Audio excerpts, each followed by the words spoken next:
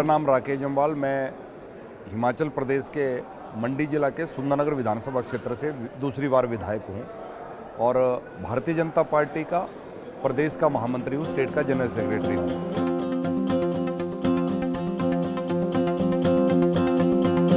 सुंदरनगर हिमाचल प्रदेश के केंद्र में बसता है, जो मेरा विधानसभा क्षेत्र है। सुंदरनगर एक BSL project, Beas Sutlej link project के कारण से थोड़ा नक्शे में आया, लेकिन सुखदेव ऋषि की ये धरती है। सुखदेव ऋषि जी ने वहाँ पर तपस्या की थी और जैसा मैंने कहा कि BSL प्रोजेक्ट वहाँ पर 990 मेगावाट का ये प्रोजेक्ट जो है सुंदरनगर में हाइडल प्रोजेक्ट जो है वो वहाँ पर बना है। और जिस प्रोजेक्ट के कारण सुंदरनगर शहर के बीचों बीच उसका एक डीसिल्टिंग चैम्बर भी है, झील वहाँ पर बनाई गई है। उस कारण से भी थोड़ा क्योंकि वो हाईवे के बिल्कुल साथ है, तो एक अट्रैक्शन का केंद्र भी वहाँ पर सुंदरनगर है। और सुंदरनगर अपने आप में एक सुंदर स्थान है और जैसा मैंने कहा कि हिमाचल प्रदेश का वो केंद्र है, प्रदेश का सेंटर है।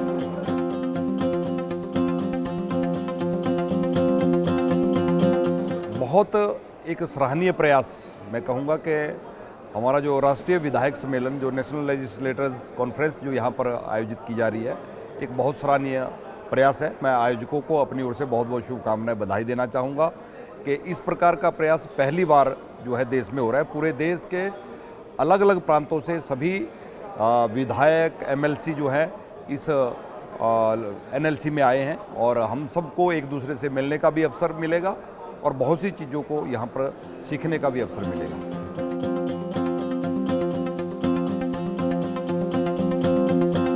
मेरे निर्वाचन क्षेत्र में मुख्यतः बहुत सी ऐसी समस्याएं, सड़क, पीने के पानी की और स्वास्थ्य सुविधाएं, इन 3 बड़े मुद्दों को लेकर मेरे विधानसभा क्षेत्र में पीने के पानी की बहुत दिक्कत थी।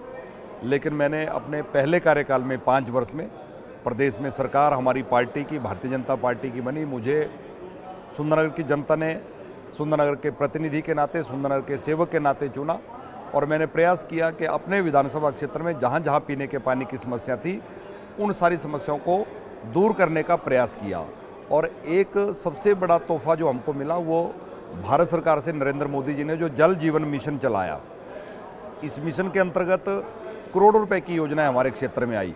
अन्यथा हमको कहीं 2 करोड़ की योजना विधानसभा क्षेत्र में मिल जाती थी तो बहुत बड़ी बात हो जाती थी। आज कहीं पर 30 करोड़ की, कहीं 35 करोड़ की, कहीं 25 करोड़ की, ऐसी बड़ी बड़ी योजनाएं जो हैं हमारे विधानसभा क्षेत्र में जल जीवन मिशन के अंतर्गत भी आई है और हमने विधायक प्राथमिकता में भी उन योजनाओं को डाला है, जिस कारण से आज पीने के पानी की समस्या लगभग समाप्त होने के कगार पर है। सुंदरनगर हिमाचल प्रदेश की सबसे बड़ी नगर परिषद है। पीने के पानी को लेकर आने वाले समय में बहुत संकट आने वाला था, लेकिन मैंने प्रयास किया कि शहर में पीने के पानी की व्यवस्था की जाए। जैसा मैंने जिक्र किया कि BSL project, Beas Sutlej link project जो सुंदरनगर में हाइडल प्रोजेक्ट है, उसकी वहाँ से पानी, ब्यास का पानी उठाकर जो है पूरे शहर को पीने के पानी की एक 25 करोड़ की योजना बनाकर तैयार करके वो जनता को समर्पित कर दी। दूसरा मैंने कहा स्वास्थ्य सुविधाएं।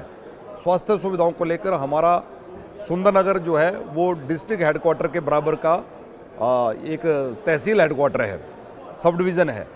और जहां हमारे हॉस्पिटल की OPD जो है अनेकों डिस्ट्रिक्ट के हॉस्पिटल से भी ज़्यादा OPD थी, ज़्यादा मरीज है वो वहाँ पर आते थे।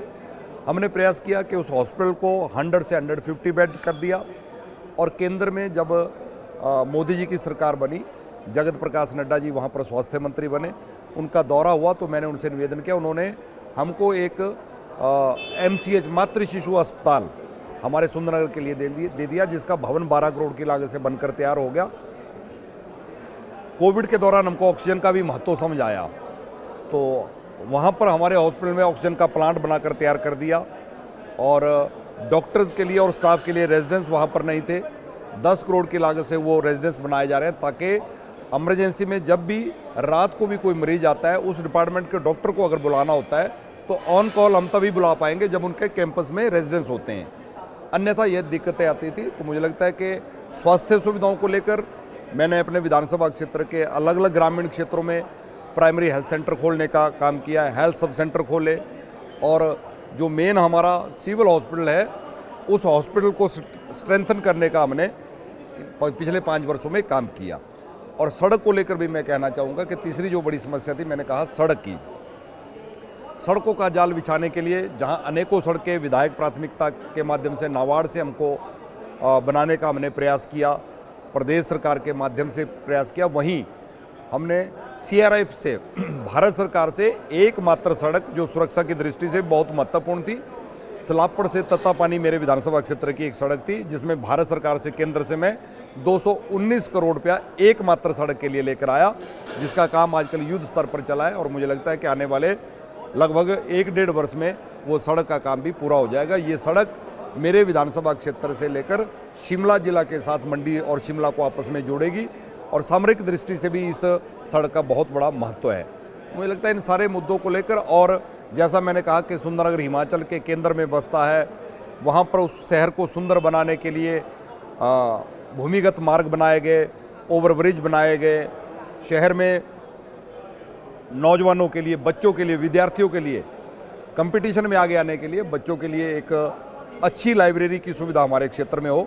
लगभग 1 करोड़ रुपए की लागत से मैंने अपने विधानसभा क्षेत्र में एक लाइब्रेरी बनाकर, ई-लाइब्रेरी, वहाँ पर वाईफाई की सुविधा, वहाँ पर कंप्यूटर, वहाँ पर हमारे बच्चों को अच्छी सुविधा वहाँ पर मिले, ऐसी एक लाइब्रेरी भी बनाकर मैंने वहाँ पर तैयार की है। ऐसे बहुत से ऐसे काम हैं जिन सब कार्यों का अगर मैं जिक्र करना शुरू करूँगा तो बहुत समय लगेगा।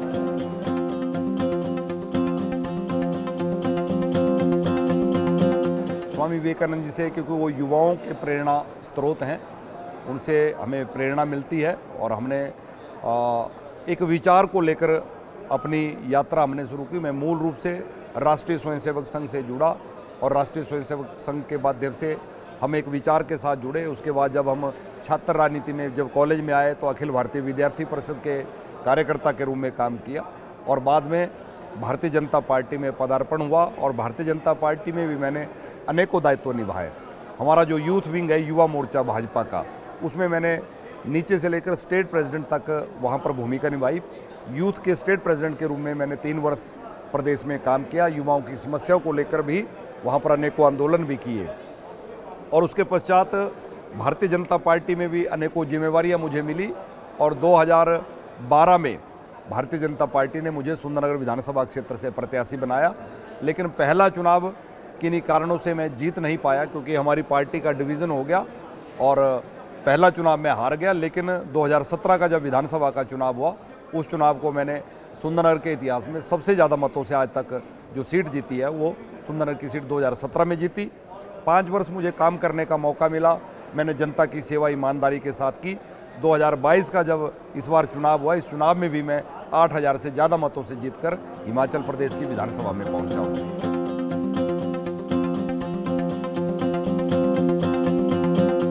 मैं युवा पीढ़ी से यही कहना चाहूँगा कि युवा देश का भविष्य है। हम चाहते हैं कि नए लोग युवा राजनीति में आएंगे तो वो नई सोच के साथ नया काम करेंगे और एक जोश के साथ काम करेंगे। मैं स्वयं को भी देखता हूं कि जिस गति के साथ हम पार्टी के यूथ विंग में, युवा मोर्चा में हम काम करते थे, जो जुनून था, जिस प्रकार से हम मेहनत करते थे, युवाओं के मुद्दों को लेकर सरकार के समक्ष रखना, सरकार से अगर ज़रूरत पड़ी तो आंदोलन करना, ये सारे काम हम उसमें करते थे। लेकिन धीरे धीरे जैसे जैसे उम्र भी बढ़ती है और आदमी को अनुभव भी होता है, तो मुझे लगता है कि थोड़ा उम्र के साथ जो है वो जोश कम होता है। तो मैं देश के युवा से यही निवेदन करना चाहूँगा कि युवा देश का भविष्य है और युवा भी अच्छी सोच के साथ, अच्छे विचार के साथ अगर राजनीति में आएंगे तो निश्चित तौर पर ये देश और आगे जाएगा।